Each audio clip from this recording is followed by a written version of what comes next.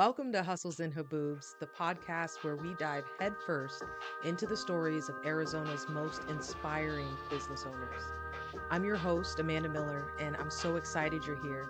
I feel lucky to get to share the inspiring stories of these hometown heroes. Get ready to learn how they navigate the haboobs of entrepreneurship, chase their dreams, and build something incredible right here in the Grand Canyon State.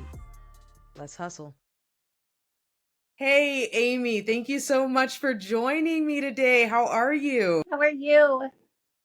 Good. I am doing great. Thank you so much for asking. So that our viewers know, would you mind going ahead and just introducing yourself and sharing a little bit about your business and who you are? Yeah, my name's Amy Johnson. I'm the owner of Beauty to Die For. It's a holistic, non-toxic. I do all things hair, services, treatment, color, extensions. I also do organic, plant-based spray tans, and everything is geared towards the health of the hair above everything else. I love it. You know, it's so funny. When we first talked, when you said that, the health of the hair above anything else. So I've been on my lock journey for, I think I think I hit over 2 years recently. And I was always so protective and against anyone touching my hair. I wouldn't let anyone touch my hair. And it was just always something that was just so private and personal to me. And my loctician is absolutely amazing. She's a great friend of mine. And I remember telling her, well, I don't know if I could do dreadlocks because I don't want to put beeswax in my hair and I don't want to have to shave my head if I decide I don't want dreadlocks. And she was just like, who told you that? Who's doing locks with beeswax? It's 2022. Second, who told you you would have to shave your head? And so I had all of these misconceptions, and I think we'll dig into some of that because I think you may experience some of that with some of your clients, some misconceptions around what it means to take care of the hair above all. Definitely. There's so much information in general, good, bad, everything in between. Yeah, absolutely. 100%. So before we dive too deep in, here on Hustles and Haboobs, one of the things that we do on every episode is we ask our business owners, what's your favorite restaurant in AZ and what do you order when you go? Ooh, that's tough. I'm a foodie. And so I'm regularly on a mission because as Arizona grows, that's the first thing that's growing is the food. And so I'm Yeah. always looking to try new places. But I would say it's taken me, I'm from Southern California, Los Angeles. Okay. And you can't go anywhere in SoCal and have a bad Mexican food experience. All of it is good. Well, coming to Arizona, it's the opposite. It's very, very hard to find a good Mexican spot. My heart. No. I think, I'm going to let you finish, but I think that could be like a battle for the ages because I swear California, SoCal thinks they have the best Mexican food. Arizona, we know we have the best Mexican food. No way. No way. The seasoning, I haven't found it anything close. And it took me 8 years of being out here. 8 years. And I finally found a spot that tastes like home. And it's called Oscar's Taco Shop. It's in Oscar's good. like Tempe, Chandler, Ahwatukee, that little area where everything it's right in the middle of all of it on Priest. Yeah. And Okay. it's so good. But yeah, it took me 8 years to find a place that resembled the Mexican food back home. And so, of course, I'm on a healthy journey now where it's like, I have to wait once in a blue moon to treat myself to it, but it is delicious. It's fresh. The flavors are good. So yes, give them a shout out because that's awesome. I literally almost cried when I ate it. Oscars. Okay, so I have heard of Oscars. I haven't been there, but sounds like I'm going to have to check them out. And then offline, I'm going to have to send you a little list because I grew up in South Phoenix and we've got great Mexican food. So I'll definitely have to send you a list. Yes, please. So Amy, talk to me a little bit about your morning routine, right? So you mentioned when we spoke before the importance of setting boundaries and prioritizing self-care, especially, as someone in recovery. Can you walk us through your morning routine and how that sets the tone for your success in your day and in the balance of your day? Naturally, I am a night owl. It's Okay. become more balanced the older I get, but I wake up, my morning routine is very slow. I do not like to be rushed. I don't like Yeah. to have to be somewhere the first thing in the morning. It gives me so much anxiety. Yeah. Obviously, I'm an adult, and so I do what I have to do regardless. Yeah. But my ideal morning routine is waking up without an alarm clock. I prefer not to Yes. set an alarm clock and let my body naturally wake up the way it wants to. Obviously, I'm not letting my body sleep until 9, 10, 11 o'clock, but I've gotten my body clock down to waking up at 7:30, 8 o'clock in the morning naturally without an Yeah. alarm, Yeah. making some coffee. I've tried the whole bone broth thing and then like the turmeric, like apple cider vinegar shots, and it never made my gut feel right. So Yeah. I'm still looking for something Yeah. because I know that it's important to line your gut with something before drinking coffee. Yeah. Normally, I make my coffee. I use a French press, so I like romanticize making my Oh, coffee. I do it very I love slowly. I make that. my own coffee creamer so that there's no preservatives and gross stuff in it, and I just romanticize it and take my time. And then normally I get, which is bad, and I'm changing it, but normally I get right on my phone and I'm working for the business, Yeah. looking for people looking for hair, putting together blog posts, social media posts, and just kind of jumping right into work Yeah. with coffee first thing. I am changing that now to starting to incorporate yoga before I work and setting that boundary with myself so that Nice. I Yeah. get into my body. Sorry, my phone keeps falling. Get into my body before I, let the world in. Yeah.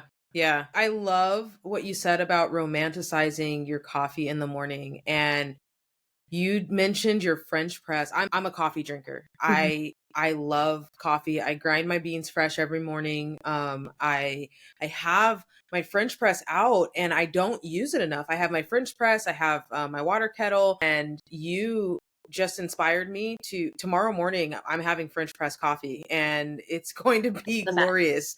You said you make And your it's own it just saved my apartment so much space. Like I don't have a coffee machine on oh the counter yeah. taking up space and cluttering. It's super simple. Yeah. And you said that you make your own coffee creamer. Just super briefly, can you talk to us a little bit about how you make that creamer?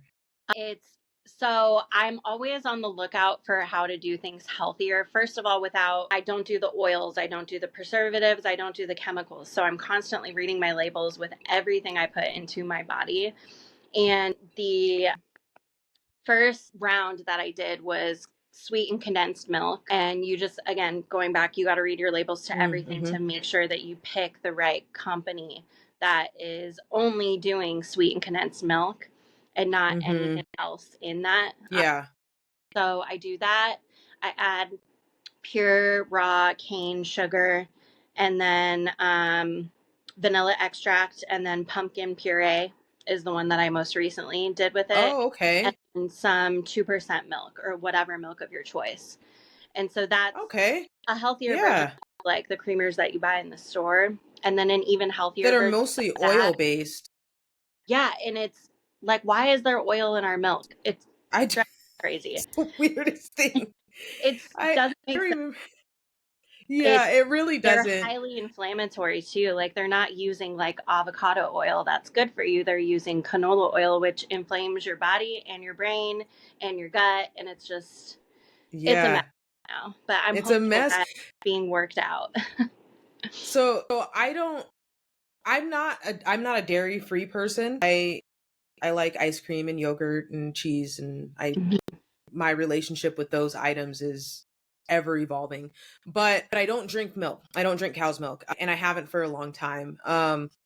So I always have dairy-free creamer, Hmm. and that has been just such a journey because there's good ones, there's bad ones. Yes. I found this really, and everyone tells me try nut pods. They're I'm not a so fan expensive personally. for like this. I will And drink that in the one day. container the container is so small, and I'm just not a fan. I Yeah. don't, it doesn't do it for me. So that is like the ever evolving journey of trying to find a good coffee creamer, but we digress. So Um coconut cream is a good substitute for wheat and condensed milk. Get coconut cream. okay. My favorite that I found is the one from Trader Joe's. That one's really. Okay. So you mentioned getting right into work, and so coconut cream, Trader Joe's, sorry. Oh, I and then obviously, like, I wash my face and brush my teeth and do all those things too. Well, yeah. That's the those are the givens, right? You never know these days. I just wanted to clarify. The hopeful givens. Right. Oh man. Yeah, so that has me thinking. The morning routine has me thinking. One of the things I really like to do in the morning personally is I do like to read, but I know that, other people read it at all different times of day. Like I'm a morning person also, and I'm big like no alarm clock crew. Unless I have something to do at Yeah. like an ungodly hour, my body is waking up at 5 or 5:30. So I haven't set an alarm clock actually, probably in several months. I haven't set an alarm clock I wish my body woke because up that early. I want that so bad. I, you know, sometimes I want to, there are some times when I want to sleep in. I'm like, oh, I'm going to sleep in. Like, for instance, the other day, I told my son, I was like, hey, I set the coffee maker, just press, go in the morning because he has to be at work early now. He's 18, and I'm just trying to help him get into his routine. And I said, I probably won't see you before you go to work. I had planned on sleeping in. I was up at 5. Like, hey bud. Like, but I a think question that I it's have. different when you have kids too. I don't have kids, so Yeah. Yeah. Because it was always that alone time, mhm. that if I didn't wake up early in the morning and have that time, I wasn't going to get any time to myself for the rest of the day. So that's a really good point. I didn't even think of that. Yeah. But so let's shift gears.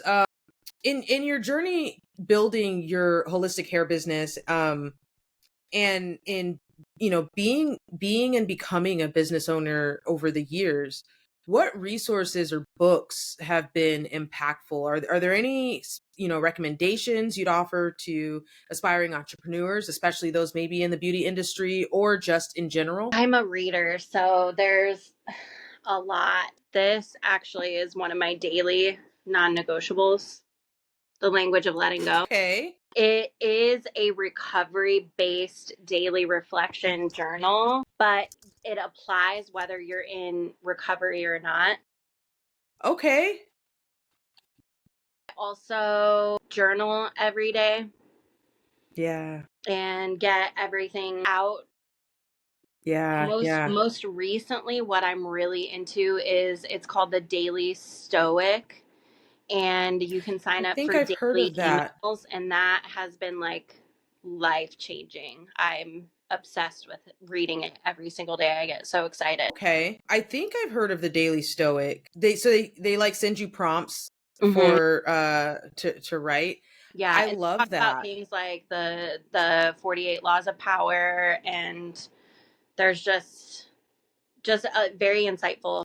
It just really gets you thinking, and I like doing that for Yeah. thing in the day because it just keeps inspiring me. Man, And then the Alchemist is like yeah. everybody has to read that.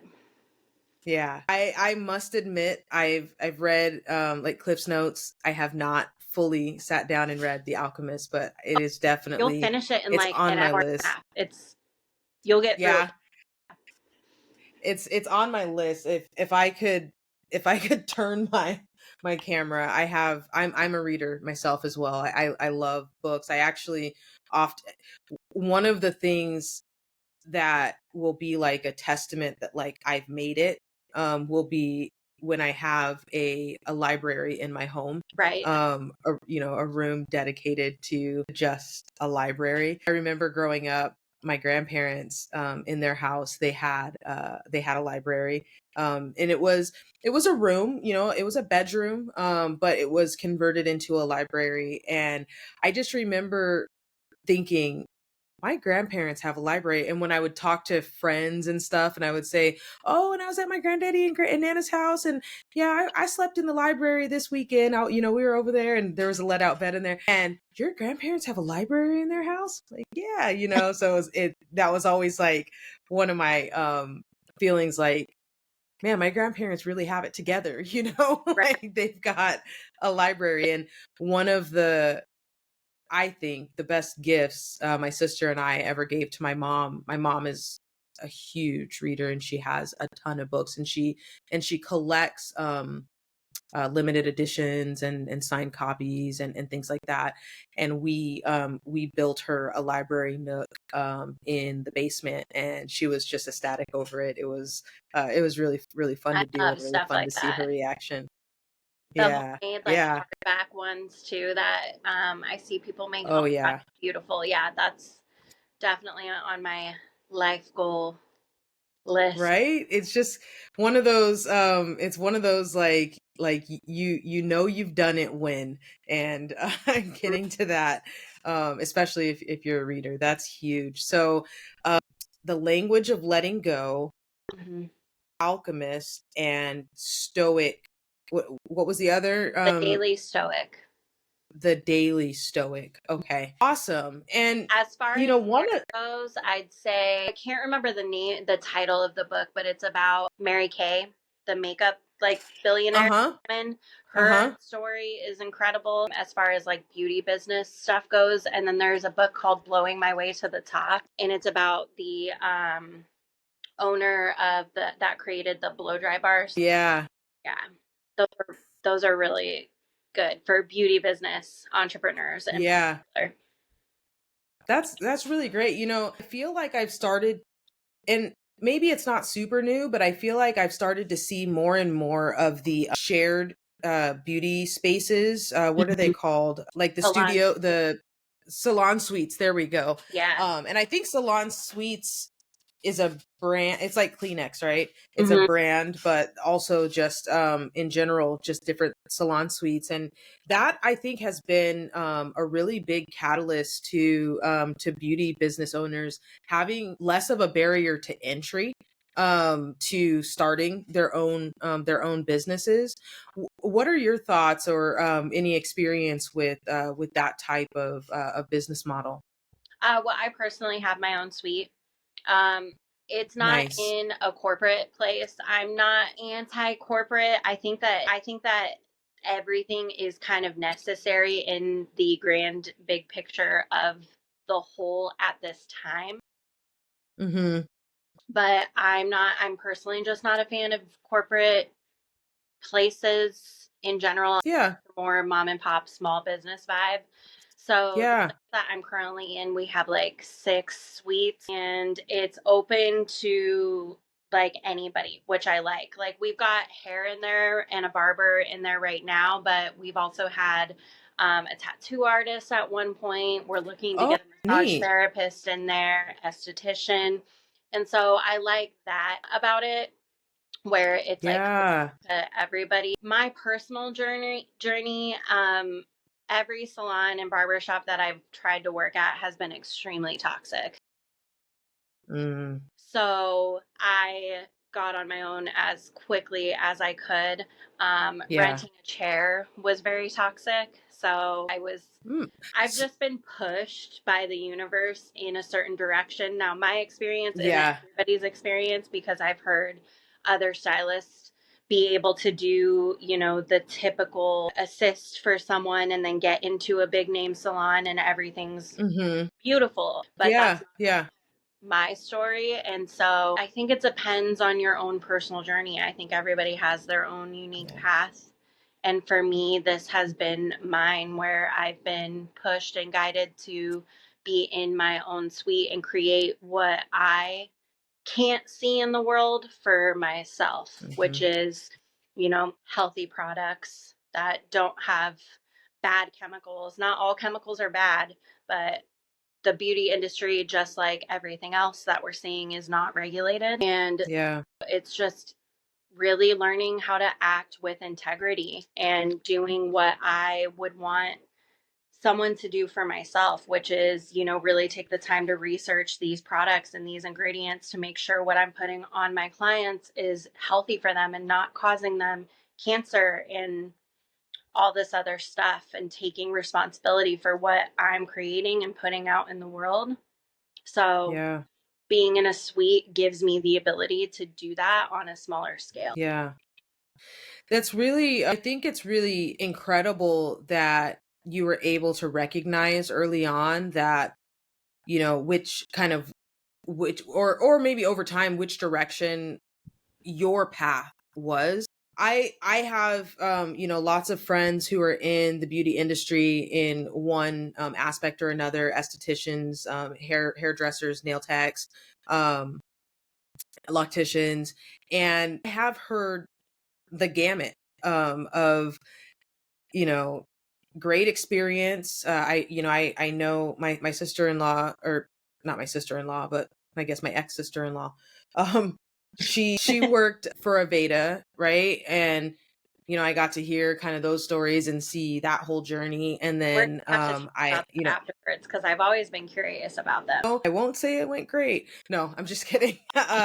No, but it's a big organization, right? Like what is it, like Mark Jacobs and all of those different types of orgs.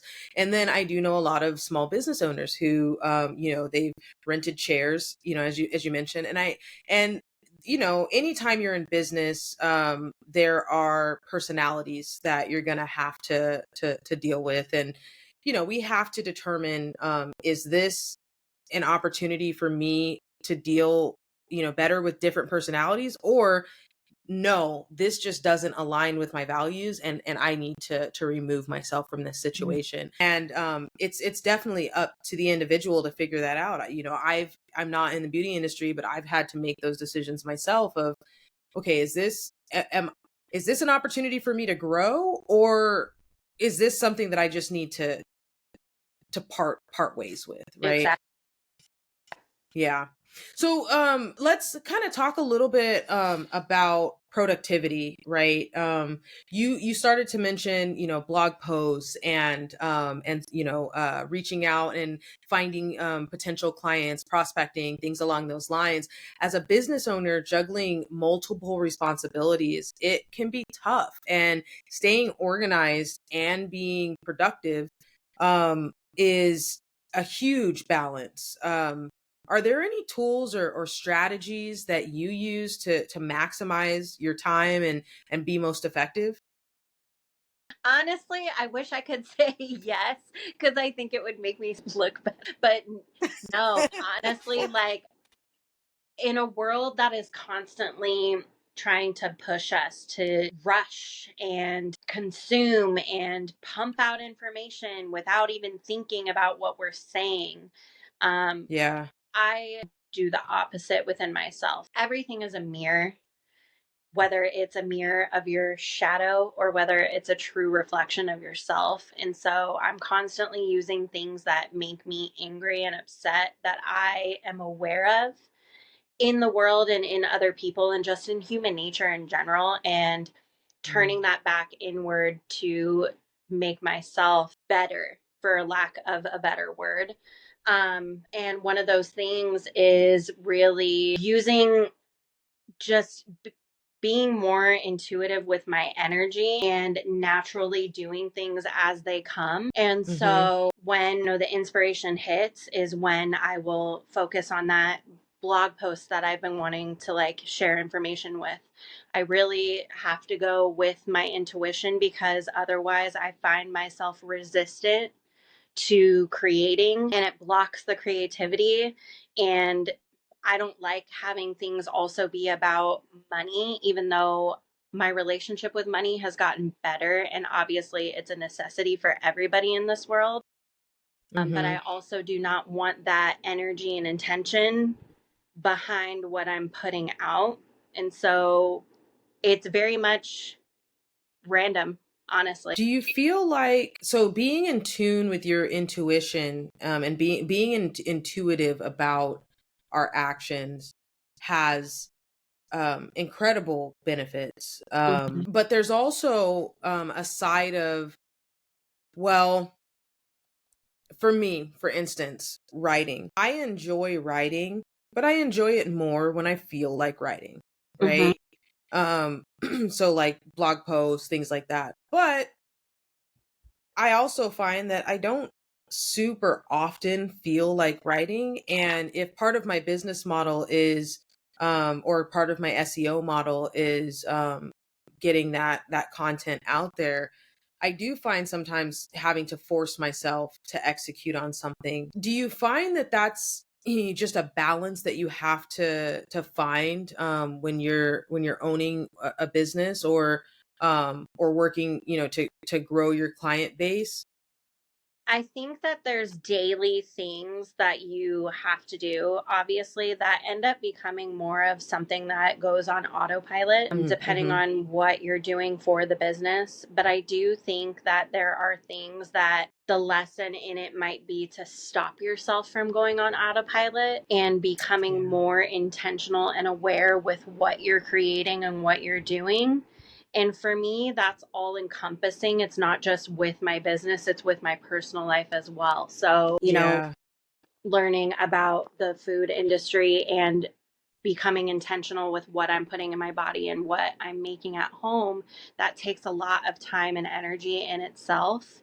And I don't want to put out anything that could be detrimental just to put it out there. Like, I'm very Mm, into researching and getting the facts and information about something before I start teaching it to my clients. Before I start talking mm, about it, I want to know the ins and the outs. And that also takes a lot of time too. So it's basically like the research part of like whatever it is. If it's a blog post or if it's testing new products, I just got a line in to test because I test everything on myself before I bring it in the salon. And, immediately I put the shampoo on my hair and I'm like, no, this is not it. And I have to like throw it away. And so it's stuff like that where that's what I see out in the world is a bunch of people putting crap out there, whether it's videos, writing, businesses, anything without thinking just to get money, money, money, money, mm. money, and to do, do, do, do, do. And it's hiding the people that are actually creating and being intentional and like putting out like the good information and all this stuff. It reminds me of, have you seen the movie The Labyrinth with David Bowie? Not in so long, Rewatch that but movie. yes. But it reminds me of that where she's with the old woman and all this stuff starts to like pile on, Oh, yeah, and yeah. then she like becomes aware all of a sudden like, oh my god, get away from me, like I don't need this, I don't need to carry your baggage, all this stuff. But that's pretty much what Mm-hmm. the world is, what the internet has become. And I read this somewhere, I can't remember where I read it from, but it really resonated with me of if you find yourself in the majority, you're going the wrong way. Mm, And so that's what I try to think about with everything I'm doing. Like, a blog post. Am I just putting this out there just to put out content with like, do I really know like what I'm talking about right now? Do I really know if these ingredients are good or bad? Do I really know if this is going to benefit someone's hair or not? I look at it like, mm-hmm. for instance, you get locks. I have no idea anything about locks. I know about different textures of hair. I know about what is good for the scalp and the hair as far as ingredients go. But as far as actually Yeah. like taking care of locks and like doing locks, I have no idea what I'm talking about. So I see all the time all these different people putting out information on things that they don't know anything about.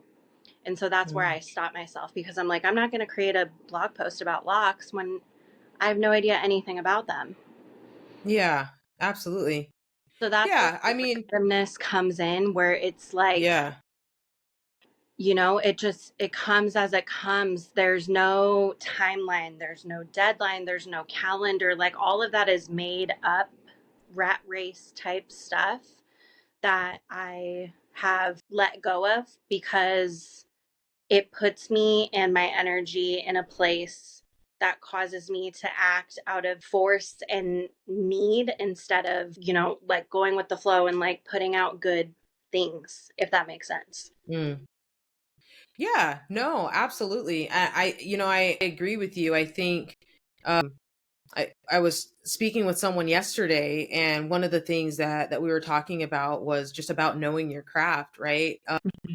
Being able to share your expertise and staying on top of your industry and industry trends, and you know the the changes in the market, the things that are phasing out, what's just a trend and what's actually going to be a new chaos line in the process, right?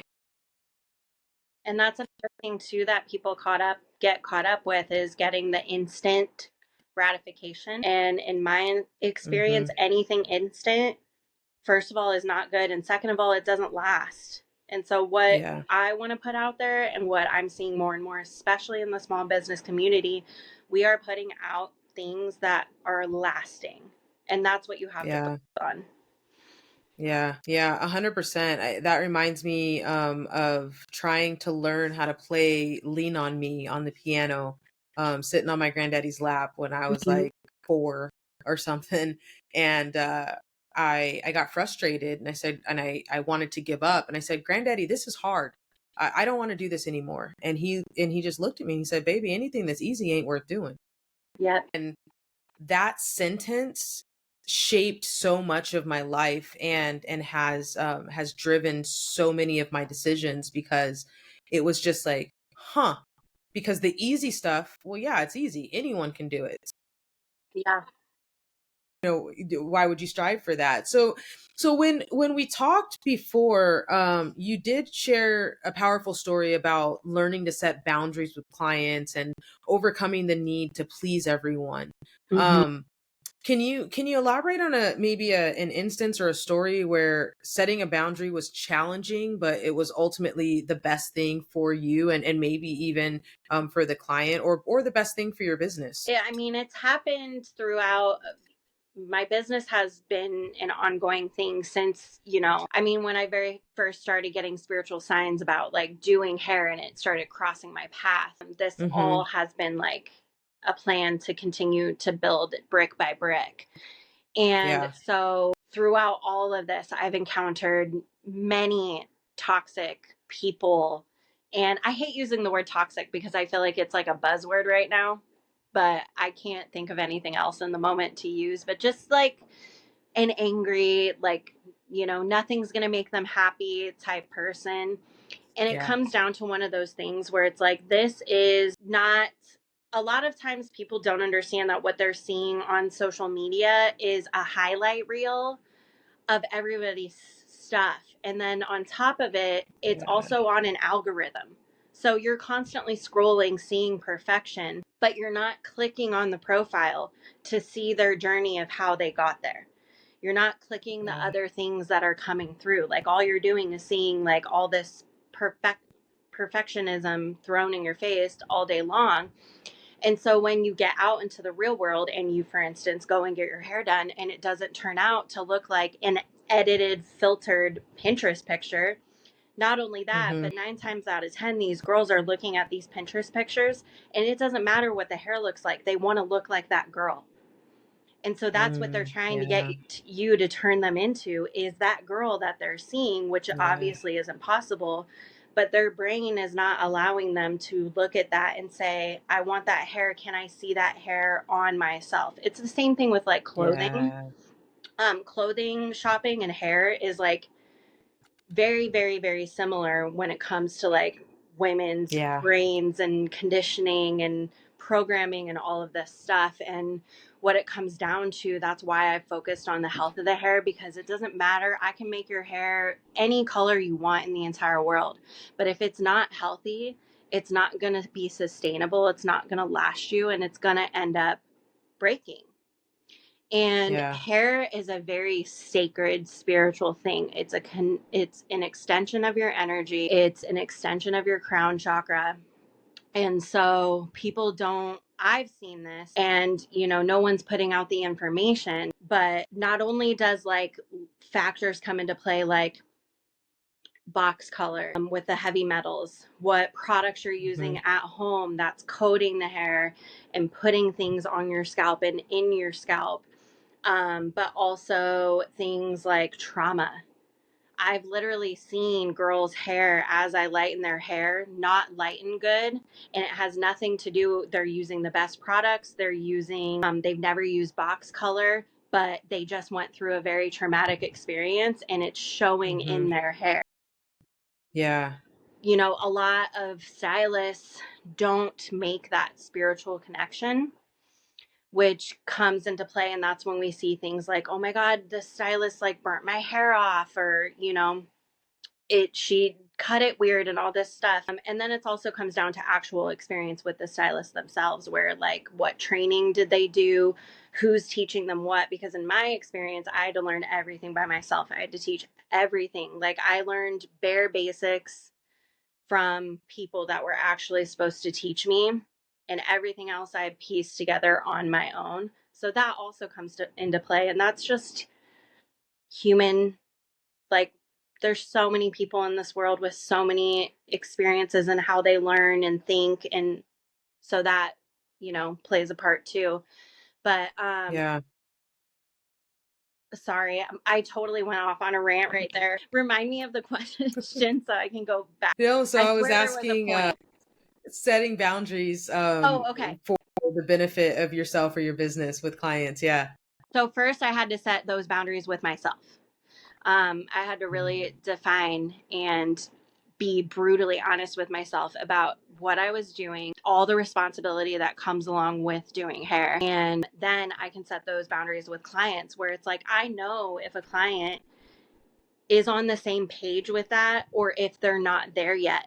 And so I'm able to, yes, obviously in the moment, sometimes it's hard to not take it personally because I put my heart and soul into my business. And so when Yeah. someone just isn't happy for whatever reason it is, I can look at them now based on these experiences of at first being triggered by them and getting upset. Like, how dare they not like the hair that I'm doing on them? Do they know what goes into it and all this stuff? When it's like, whoa, dude, like, it's not that serious. Yeah. But also now I'm able to, instead of getting defensive, of being like, okay, we are just not in alignment. You're not the you're not the client for me right now at this time. Maybe in the future you will be, but there is someone else out there. Luckily, this business is completely oversaturated with people. So there's plenty of stylists for people to go and pick from. The thing that I find that the boundary that people often cross in this particular industry versus other industries is that they do not value it. And so they say things and do things that are very hurtful, and learning how to not take that personally first was very difficult. I would say also the boundary of when people, for instance, like my booking appointment, you can go and book an appointment with me and it asks for a credit card, and that's for my cancellation policy. And so it's Hmm. supposed to protect me against no shows and cancellations, where Hmm. I can then charge someone. And people will figure out a way to put a card on file that doesn't have money. So then they'll no show me and I'll go to charge it and I'm And it completely doesn't. Yeah. out. Yeah. Setting And they're that not thinking about your time, your energy, your contribution.